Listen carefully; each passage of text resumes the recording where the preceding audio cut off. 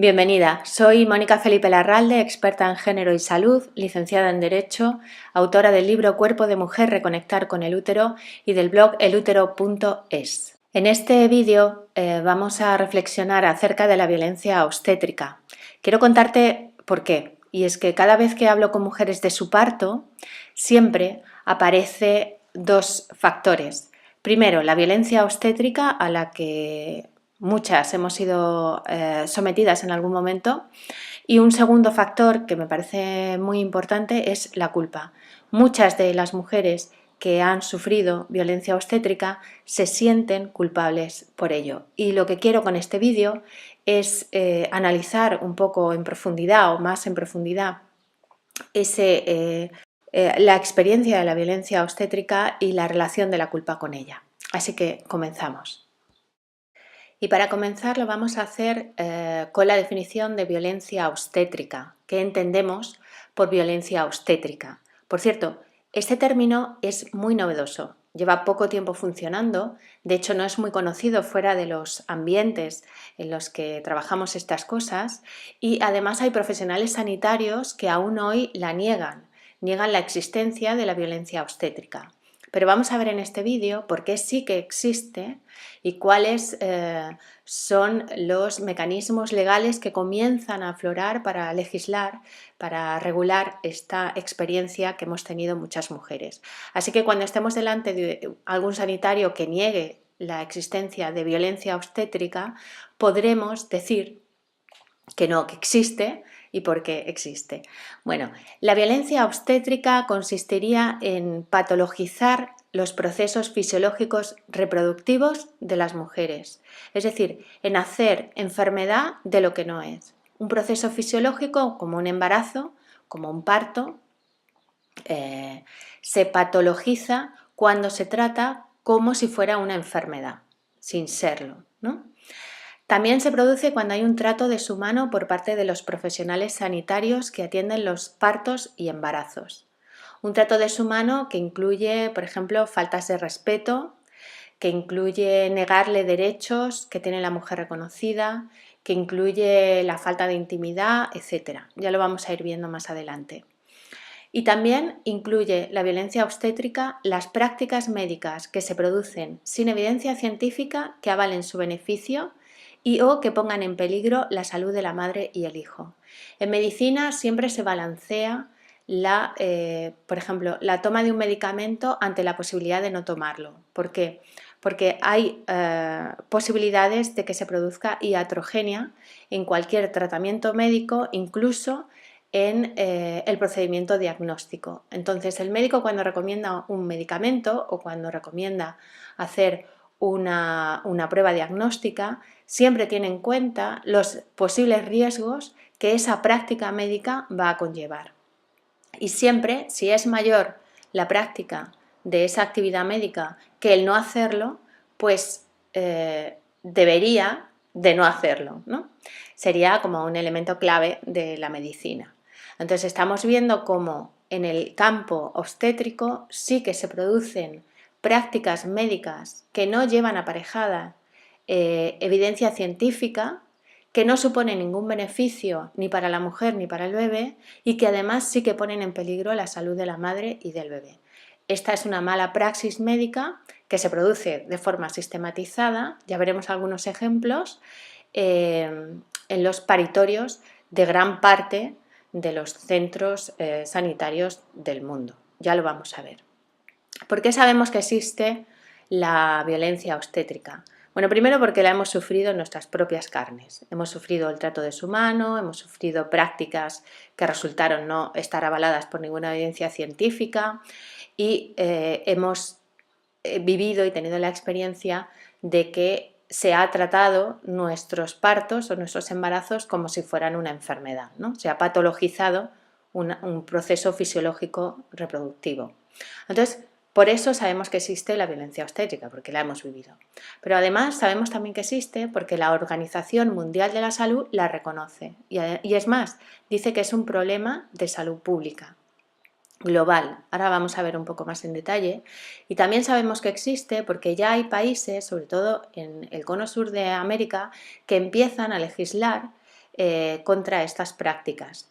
Tenemos el ejemplo de Argentina, de Costa Rica, de Venezuela, etcétera, que ya tienen legislación nacional que hace hincapié en la práctica de la violencia obstétrica. Así que sabemos que efectivamente la violencia obstétrica existe. En el año 2014, la Organización Mundial de la Salud elabora un documento que lleva por título Prevención y erradicación de la falta de respeto y el maltrato durante la atención del parto en centros de salud. No hace falta ser muy inteligente para darse cuenta de que si la Organización Mundial de la Salud elabora una declaración sobre violencia obstétrica es porque considera que es una práctica que se realiza de forma habitual. Quiero leeros esta entradilla de la declaración que dice: en todo el mundo, muchas mujeres sufren un trato irrespetuoso y ofensivo durante el parto en centros de salud, que no solo viola los derechos de las mujeres a una atención respetuosa, sino que también amenaza sus derechos a la vida, la salud, la integridad física y la no discriminación. Esta declaración reclama un accionar más enérgico, diálogo, investigación y apoyo en relación con este importante problema de salud pública y de derechos humanos. Lo que está diciendo la Organización Mundial de la Salud en esta declaración es que la violencia obstétrica es un problema de salud pública. Y luego está diciendo otra cosa, está diciendo y está incitando a los países a sacarlo a la luz, a legislar, a tomar la iniciativa para erradicar este tipo de acciones. Así que cuando algún sanitario niega la violencia obstétrica, está yendo en contra de una línea muy clara de trabajo, por ejemplo, de la Organización Mundial de la Salud. He traído como un ejemplo mínimo una ley nacional argentina, que es la Ley 25929, en la que se define la violencia obstétrica en su artículo 2.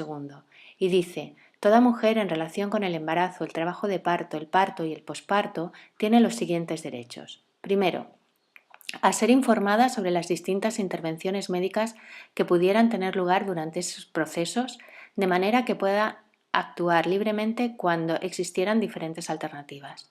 Segundo, a ser tratada con respeto y de modo individual y personalizado que le garantice la intimidad durante todo el proceso asistencial y tenga en consideración sus pautas culturales. Tercero, a ser considerada en su situación respecto del proceso de nacimiento como persona sana, de modo que se facilite su participación como protagonista de su propio parto.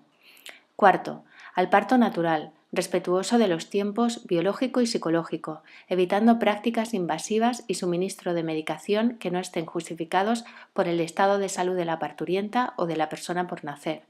5. A ser informada sobre la evolución de su parto, el estado de su hijo o hija y en general a que se le haga partícipe de las diferentes actuaciones de los profesionales. 6. A no ser sometida a ningún examen o intervención cuyo propósito sea de investigación, salvo consentimiento manifestado por escrito bajo protocolo aprobado por el Comité de Bioética. 7. A estar acompañada por una persona de su confianza y elección durante el trabajo de parto, parto y posparto. 8. A tener a su lado a su hijo o hija durante la permanencia en el establecimiento sanitario, siempre que el recién nacido no requiera de cuidados especiales. 9. A ser informada, desde el embarazo, sobre los beneficios de la lactancia materna y recibir apoyo para amamantar. 10. A recibir asesoramiento e información sobre los cuidados de sí misma y del niño o niña. 11. A ser informada específicamente sobre los efectos adversos del tabaco, el alcohol y las drogas sobre el niño o niña y ella misma. Vale, esto es la definición que da esta legislación nacional en Argentina sobre violencia obstétrica y son las pautas que deberíamos, que deberían habernos ofrecido en un centro sanitario para que no hubiésemos sufrido violencia obstétrica. Pero si alguna de estas cosas se han incumplido en tu parto, significa que has tenido o que has sufrido violencia obstétrica. Fijaos qué gran abanico de derechos que son fundamentales y son básicos. En España tenemos la Ley de Autonomía del Paciente, que en el momento del parto se las saltan los profesionales sanitarios a la torera. Luego os contaré mi historia para que veáis un poco cómo es el asunto, pero fijaos cómo en este país, en España, desde donde estoy hablando, pero también en casi todos, la OMS dice la violencia obstétrica no es un problema localizado de un país en concreto, dice muchas mujeres a lo largo de todo el mundo, la gran mayoría de las mujeres a lo largo de todo el mundo, cuando llega el momento de su parto, alguna de estas cosas que hemos estado leyendo se incumplen. Por lo tanto, se produce violencia obstétrica. Vamos a ver un poco de historia de la medicina, que siempre es muy ilustrativa para entender dónde estamos, por qué nos pasan las cosas que nos pasan y también para entender que la medicina al final es el resultado de un contexto sociocultural. No es ciencia pura y dura sin sesgo, sino que es una respuesta que parte de una serie de valores y de un contexto histórico concreto. Vamos a hablar del doctor Joseph Dilly, que es el padre de la obstetricia. Este ginecólogo de Chicago, a principios del siglo pasado, del siglo XX, se hace el presidente de la Asociación Americana de Ginecología. Bueno, vamos a ver un poco el contexto, porque después del crack bursátil de la segunda década del siglo XX en Estados Unidos, se produce una enorme pobreza. Hay realmente miseria en grandes zonas de Estados Unidos a raíz de la crisis económica tremenda y empieza a generarse una alarma social sobre el aumento de la morbimortalidad perinatal, es decir, de las muertes y enfermedades que se producen en torno al parto, sobre todo en los suburbios de Chicago, de donde él es. Lo que hace Joseph Dilly cuando llega a ser presidente de la Asociación de Obstetricia es medicalizar la pobreza. Es decir, había mucha muerte perinatal porque las mujeres estaban en situación desnutridas, porque había una falta de higiene tremenda, porque la situación económica y social en aquel momento provocaba precisamente que se dispararan los índices de mortalidad durante el parto. Joseph Dilly, cuando llega a la academia, lo que dice es: tengo la solución para el aumento de la mortalidad, y es que las mujeres dejen de parir en casa, vayan a parir al hospital y se haga un procedimiento quirúrgico médico. El procedimiento quirúrgico médico era la episiotomía y los forceps y la utilización de forceps, ¿no? Es decir, medicalizar e instrumentalizar el parto, a llevarlo a los hospitales.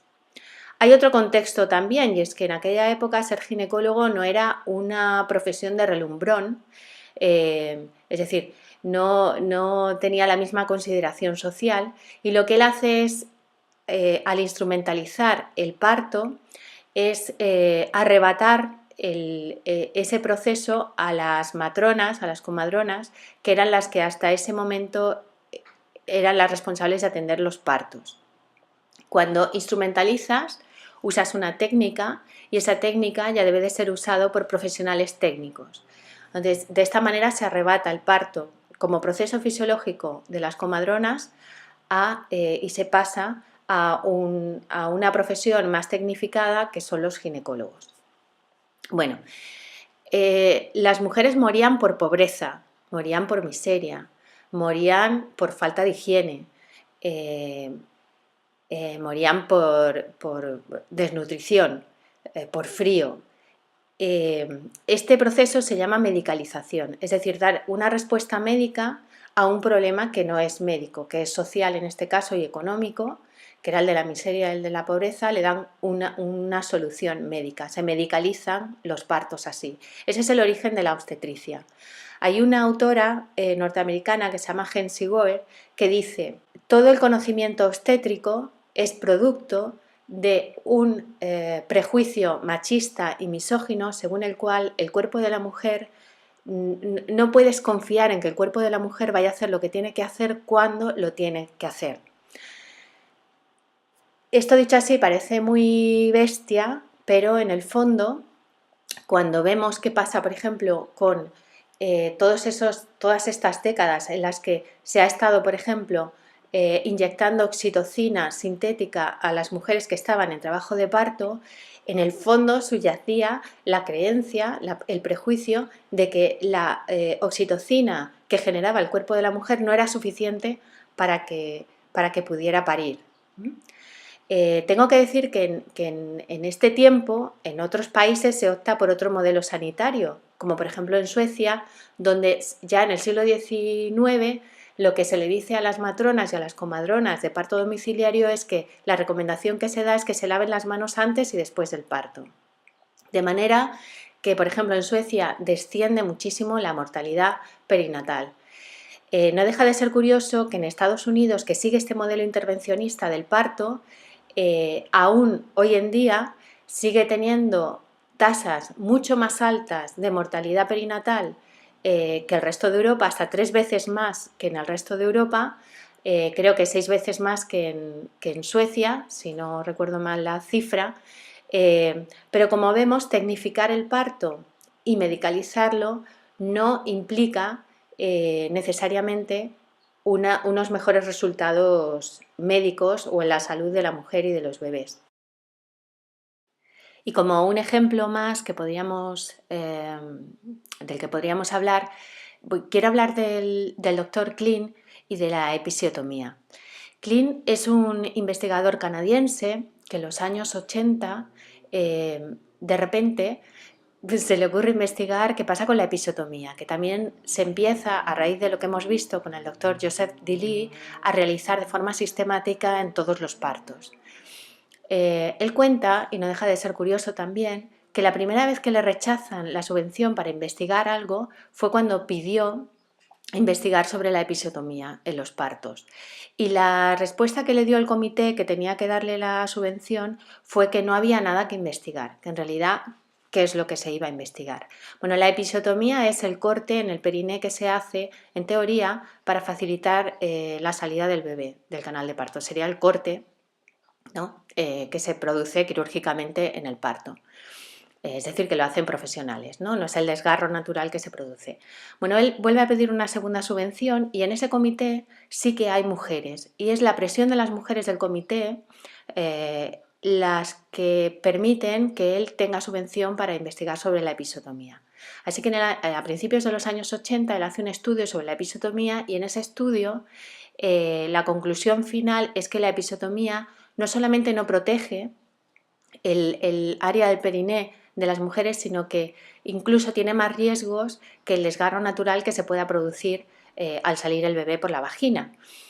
Esto se sabe desde los años 80, que fue cuando se hizo el primer estudio, es decir, que ese procedimiento quirúrgico médico de cortar el periné no tiene beneficios y sí perjuicios. La Organización Mundial de la Salud también recomienda un porcentaje limitado, ¿no? Dice, bueno, lo normal sería que igual se tuviera que hacer en un 10% de los partos.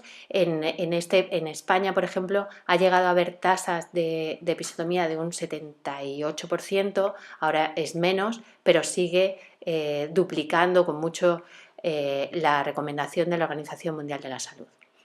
Bueno, Klein investiga la episiotomía, hace un estudio, publica el estudio, se hace público y sin embargo, décadas después, los profesionales sanitarios siguen realizando episiotomías sin validez médica detrás. Es una práctica que no tiene evidencia científica detrás y que puede provocar muchos más problemas que el no hacerla. Pero se sigue haciendo y se sigue haciendo por esa misma frase que recordábamos hace un momento de Henry Goer, de hay un prejuicio machista de que el cuerpo de la mujer no va a hacer lo que se supone tiene que hacer en el momento en que tiene que hacerlo. Es decir, se supone que tu vagina no va a tener suficiente flexibilidad, se supone que tu desgarro es peor que lo que te puede hacer un profesional sanitario, aun cuando los estudios científicos ya hayan demostrado que no hay evidencia del beneficio de esa práctica detrás. Muchas mujeres siguen recibiendo la episiotomía en los paritorios de cualquier país del mundo. Ya hemos visto en qué consiste la violencia obstétrica, hemos visto el origen histórico, cultural los valores en los cuales se apoya. Hemos visto que es algo que no me ha pasado a mí, solamente a mí, de manera individual, sino que forma parte de algo más amplio, que es una mirada sobre el cuerpo de la mujer bastante misógina que tiene la medicina, especialmente la ginecología y la obstetricia. Y ahora vamos a hablar de la culpa, que es un tema central que me apetece mucho tocar en este vídeo y que es casi el origen de este intento de aproximación o de acercamiento a hablar de la violencia obstétrica. Cuando las mujeres relatamos nuestro parto, en muchas de nosotras hay una especie de pesadumbre por no haber tenido la experiencia que esperábamos tener o no haber recibido, sobre todo nuestros hijos, el trato o la entrada amable a la vida que habíamos planeado o pensado en un momento dado, ¿no?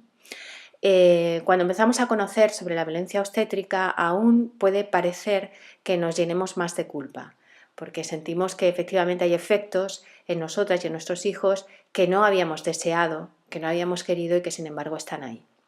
Bueno, mirad, yo os he traído aquí las fases del duelo, que esto es muy conocido, ¿no? Que es la negación, la negociación de la realidad, la depresión, la ira y la aceptación. Esto sería como normalmente una persona transita un duelo. El duelo sería el parto que no tuvimos, que no llegamos a tener, que no fue posible que fuera en ese momento, por la violencia obstétrica, ya lo hemos dicho, ¿no? Pero las fases del duelo en la mujer, en este caso, cuando hablamos del parto, tiene que ver con la culpa negación, la culpa negociación, la culpa depresión, la culpa ira y la culpa, y ya por fin la aceptación, esperemos que sin culpa. Os voy a contar un poco de esto, de la culpa. Mirad, la culpa es una emoción básicamente cultural. No es una de las emociones básicas que compartimos todos los seres humanos del planeta Tierra, como puede ser la ira, la alegría, la sorpresa, el asco, etc. Esta emoción es cultural, se aprende. En el caso de las mujeres, la culpa y la vergüenza son dos emociones especialmente ofrecidas por la sociedad para tener el control sobre nosotras. Siempre que cuento esto, hay una mujer que me pregunta, ¿entonces hay en algún lugar del planeta una madre que no se siente culpable?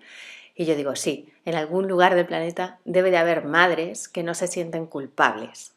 Pero no es nuestro caso, porque culturalmente nos han enseñado que la culpa forma parte de nuestra educación emocional. Ser culpable implica, en primer lugar, haber tenido una voluntad de que algo sucediera. Yo creo que no es el caso de casi nadie. Y ahora quiero hacer otro inciso también. Una no sufrió violencia obstétrica porque no se hubiera leído a Michel Odent, o porque no fuera socia del Parto es Nuestro, o porque no tuviera la información relevante. Una ha sufrido violencia obstétrica porque la violencia obstétrica es sistemática y estructural y forma parte del tratamiento sanitario que nos ofrece la cultura a las mujeres cuando vamos a parir. Esto tenemos que tenerlo muy claro. Más allá, luego hablaremos de responsabilidad y de culpa, pero para ser culpable necesitas que voluntariamente haber querido que aquello sucediera. Y en la mayoría de los casos que yo conozco, no conozco a nadie que haya querido voluntariamente sufrir violencia obstétrica. Es decir, que no le preguntaran por un protocolo médico que fueran a aplicarle, que los sanitarios la trataran de manera irrespetuosa, que la separaran de su hijo las primeras horas de vida, etcétera, etcétera. Esto normalmente no se da. Lo que se da es una situación en la que luego respondemos, ya veremos cómo lo hacemos. Pero en principio, para que exista culpa, debería haber una volición detrás, debería ser un acto volitivo, que no es el caso. Entonces, ¿por qué sufrí yo violencia obstétrica? Sería la pregunta que nos podríamos hacer. Bueno, pues sufrimos violencia obstétrica porque la violencia obstétrica es sistemática. Y ya lo dice la OMS, se da en todos los países del mundo a la gran mayoría de las mujeres, porque forma parte de un sistema médico misógino, porque el tratamiento sanitario de los partos está medicalizado. De manera que cuando hemos tenido violencia obstétrica no podemos decir fue mi responsabilidad, o sea, no podemos decir fue por mi culpa. Una fue al hospital y allí sucedieron muchas cosas. Y ahora vamos a hablar más sobre la responsabilidad. Es decir, ¿significa que yo no soy culpable? Sí, significa que si has recibido violencia obstétrica no eres culpable de esa violencia, que es sistemática y no te pasa solo a ti, pasa a la gran mayoría de las mujeres. Pero entonces soy responsable, pues mirad, la responsabilidad es la habilidad para responder ante una situación determinada. Y normalmente cuando tomamos decisiones las tomamos en base a la información que tenemos en ese momento. Cuando ha pasado mucho tiempo y tenemos acceso a otro tipo de información, está claro que no tomaríamos esas mismas decisiones. Tomaríamos otras diferentes en función de la nueva información que tenemos ahora. Entonces, sentirse culpable por los errores cometidos en el pasado no tiene mucho sentido, porque lo que hicimos fue responder ante la información que teníamos. Y ahora quiero contaros un poco mi historia para que entendáis todo este proceso. Bueno, yo en el año 2004 di a luz a mi primera hija y yo ya me había leído a Michel Oden, me había leído todo lo que me tenía que leer y yo llegué al hospital y yo soy licenciada en Derecho y entonces sabía que tenía mis derechos civiles intactos. Yo era una persona de pleno derecho, que significa que podía ejercer mis derechos. Hay una ley de autonomía del paciente en este país del año 2002 que reconoce la autonomía del sujeto, paciente, para tomar decisiones sobre su cuerpo y su vida y que además le dice a los sanitarios que tienen que informar, que tienen que reconocer la voluntad del paciente que tienen delante. Quiero deciros que si hay una ley del año 2002 sobre autonomía del paciente es porque se produce o sea, que cuando hay una ley es porque hay una necesidad de legislar algo en concreto. En este caso, las injerencias de los sanitarios sobre los pacientes. O sea, que culturalmente de repente nos damos cuenta de que hay que legislar para acotar la autoridad y la capacidad de hacer de los sanitarios en el marco de las actuaciones médicas. Así que en mi caso, que ya me había leído todo lo que tenía que leer y que sabía objetivamente que un parto natural era mejor que un parto intervenido y que yo era un sujeto de pleno derecho y que tenía una ley de autonomía del paciente que me amparaba, fui a parir a un hospital. Cuando llegué al hospital, lo que no me esperaba bajo ningún concepto es que toda la legislación nacional, los profesionales sanitarios se la pasaran por el forro e hicieran cosas ilegales conmigo, como por ejemplo inyectarme oxitocina sintética en contra expresa de mi voluntad. O sea que yo verbalmente expresé no querer que me pusieran oxitocina sintética y a mí se me inyectó oxitocina sintética a escondidas. Bueno, primero estuve negociando como media hora si me abrían una vía o no, porque yo no quería, y bueno, y al final fue como un tira y daca, que es en un momento en el que también estás pariendo, que tampoco estás como para discutir mucho. Al final sí que me pusieron oxitocina sintética, pusieron la percha del gotero detrás de la cortina y metieron oxitocina sintética en mi cuerpo. Metieron en mi cuerpo un producto que yo me había negado a que me metieran. Eso podría ser considerado una violación. Desde luego es violencia obstétrica. Bueno, lo que yo no me esperaba encontrar era que de repente mis derechos civiles quedaran anulados por el hecho de ir a parir a un hospital. Yo decidí ir a parir a un hospital porque con la información que tenía entonces me parecía que era correcto. Con la información que tuve 8 años después no fui a parir a un hospital, parí en casa.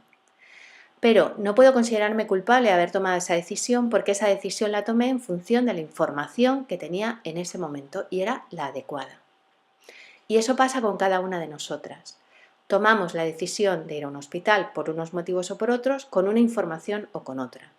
Pero el hecho de que yo no haya leído a Michel Oden, o de que yo no haya ido a las clases de preparación al parto, o de que no sepa nada de parto natural, o de fisiología del parto, o de derechos o de asuntos legales que me asisten, no da derecho a ningún profesional sanitario a ejercer violencia obstétrica contra mí. Esto nos debe de quedar muy claro. No hay una culpa en el sentido de que, independientemente de que tú hayas leído o no, todas las mujeres tenemos derecho a la mejor atención sanitaria. Lo reconoce la Organización Mundial de la Salud. Lo reconocen las declaraciones y las recomendaciones del Ministerio de Sanidad y de las comunidades autónomas sobre parto normal. O sea, hay toda una legislación que reconoce que tenemos derecho a un parto natural respetado. Si no se da, es porque la estructura y el sistema es violento contra las mujeres. A pocas de nosotras se nos ocurriría decir que una mujer que ha sido violada lo ha sido porque llevaba minifalda o porque se había tomado 2 cervezas. A las mujeres nos violan porque vivimos en un mundo con una cultura machista y hay hombres que consideran que tienen el poder sobre el cuerpo de las mujeres. A nadie se le ocurre hacer culpable a la víctima de una violación. Pues esto es muy parecido. No podemos cargar con la culpa ni la responsabilidad de algo que compete a otros autores o a otros actores, como es la estructura sanitaria en general. Hay una viñeta de El Roto, magnífico siempre, que lo deja muy claro y que quiero traeros aquí.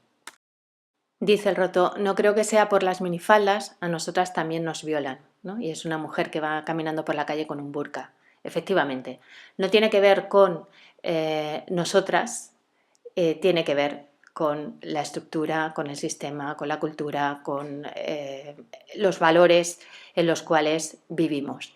El origen de la violencia obstétrica es machismo, es misoginia, es también violencia de género y tenemos que tener muy claro eso. Quiero que me entendáis, no significa que una no se prepare para ese momento, que lea, que se informe, que sepa lo que va a pasar. Yo siempre aviso de lo que puede ocurrir en un hospital, incluso cuando programas un parto, por ejemplo, domiciliario, que aparentemente va a ser un parto respetado, pues se puede torcer y puedes terminar en un hospital, y por toda la información que tengas y empoderadísima que estés, puedes terminar sufriendo también violencia obstétrica. No es algo que dependa al 100% de una, depende hasta donde depende, y lo demás tiene que ver, ya lo he dicho muchas veces, con los valores y el sistema en el que nos movemos. Y ahora quiero que reflexionemos tú y yo juntas un momento para ver si somos víctimas de violencia obstétrica o somos supervivientes. Porque como nos contemos la historia va a ser una gran diferencia para luego reintegrarla y poder seguir adelante con nuestra vida. Está claro que no lo elegimos, está claro que no fue o elegimos lo que elegimos en función de la información que teníamos. Seguramente ahora no habríamos elegido esto, habríamos actuado de forma distinta, habrían pasado muchas cosas. Seguramente nuestra próxima experiencia de parto elijamos cosas muy distintas y tengamos las cosas muchísimo más claras. Yo no estoy diciendo que no nos informemos, que no sepamos, que no nos preparemos.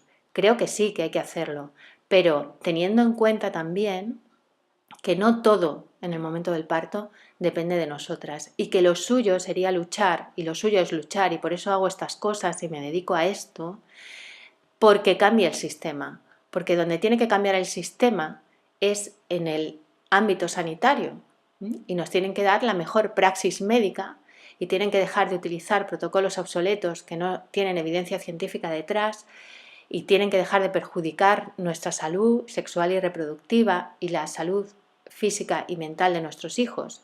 Eso lo tengo clarísimo. Pero vamos a ver cómo nos contamos la historia, porque somos todas supervivientes de la violencia obstétrica, no somos víctimas solo. No solamente hemos sido víctimas, ahora somos supervivientes y estamos con nuestros bebés, somos mujeres, seguimos disfrutando de nuestro cuerpo, seguimos adelante y hemos sobrevivido a la violencia obstétrica. Así que resignificar esa experiencia vital que hemos tenido puede ser fundamental para vivirla sin culpa. Hemos tenido una mala experiencia, sí.